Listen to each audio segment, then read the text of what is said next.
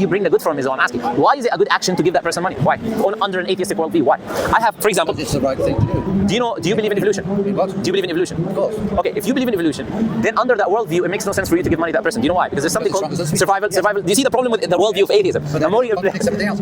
you see, so the more you implement atheism, the more you implement It's an ongoing debate that could go on. Do you know what Darwin? Millennium. Do you know what Darwin said? What we should do with disabled people and things like that? See, the survival of the fittest. He said these people are not. They're not have been chosen by nature. Therefore, we should get rid of them. We shouldn't give them money. We shouldn't help them. You would disagree with that, but I'm saying that's not based on atheistic worldview. That is a moral worldview that even you might not notice it, but it comes from religion. That person who's begging in the street, it might not be their fault that they fought an exposed time. I agree.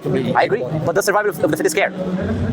I don't know. It doesn't. No, okay. It's not about me. So that's it. It's about myself. Okay, so this caring that you would show on the expense of your own self, your own money, your own benefit, this is a religious thing. It's not an atheistic thing. And you cannot base it under an atheistic worldview. You have it right now, but you have taken it from society. You've taken it from your upbringing. You've taken it from, and that traces to religion. Believe it or not, this is where all of these values are grounded in.